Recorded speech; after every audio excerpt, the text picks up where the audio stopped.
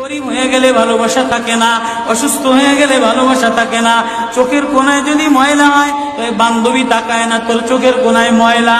নাকের কোনায় যদি ময়লা হয় তো বন্ধু বান্ধবে তাকায় না। এখানে যদি একটা ফোড়া হয় তো বন্ধু বান্ধবী তাকায় না।